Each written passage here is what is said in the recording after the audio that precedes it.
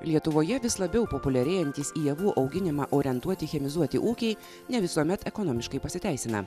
Vietovėse, kur vyrauja žemų derlingumo balų žemės, ar dėl gamtinių sąlygų sunku dirbti laukus su ypač našia šiuolaikinė technika, verta pagalvoti apie tokius ūkininkavimo metodus, kurie leistų efektyviau panaudoti turimas žemės ūkio naudmenas. Lietuvoje ypatingai nepalankiose ūkininkauti vietovėse yra pakankamai gerai būtų vystyti gyvulininkystę ir tos sąlygos yra geros. Ir Žemės ūkio ministerijos prioritetas yra skatinti ne tik ekologinę gyvulininkystę, bet ir apskritai gyvulininkystę, ekologinę ypač, kadangi apskritai ekologinis ūkininkavimas, kaip ir visų mokslininkų sakoma, turi būti uždaro ciklo. Gyvulys, mėšlas, automatiškai grūdas eina kaip uždaras ciklas.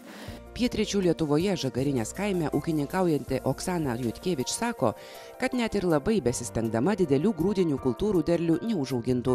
Jos žemės nederlingos, pavasarį dažnai būna užmirkę, o vasarą smėlingos dirvos perdžiūna.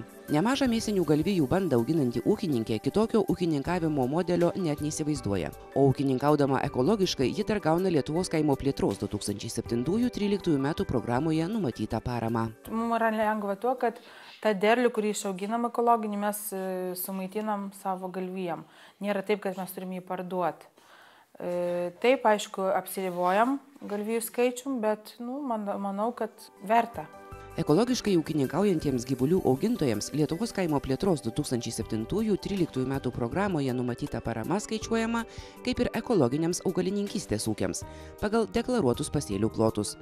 Tačiau gyvulių augintojai, norėdami gauti antrąją paskaičiuotos paramos dalį, neprivalo realizuoti savo ūkio produkcijos, kurią sunaudoja gyvulių pašarui. Pareiškėjai, kurie dalyvauja Lietuvos kaimo plėtros 2007-2013 metų programos priemonė agrarinės aplinkosaugos išmokos programoje ekologinis ūkininkavimas, gali gauti paramą už daugiametės žoles.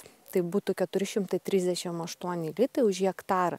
Tai pagal šią programą Žemės ūkio ministerija neremia pačio gyvulio kaip vieneto, tačiau yra mokama būtent gyvulių augintojams už daugiamečių žolių plotus. Lietuvos kaimo plėtros 2007-2013 metų programoje numatyta parama ekologiniams ūkiams kasmet mokama 2 etapais.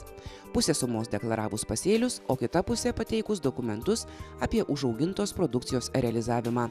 Ekologiškai ūkininkaujantis gyvulių augintojai pašarui gali naudoti ne tik žoles, bet ir savo ūkiuose užaugintus javus, bulves bei pašarines kultūras.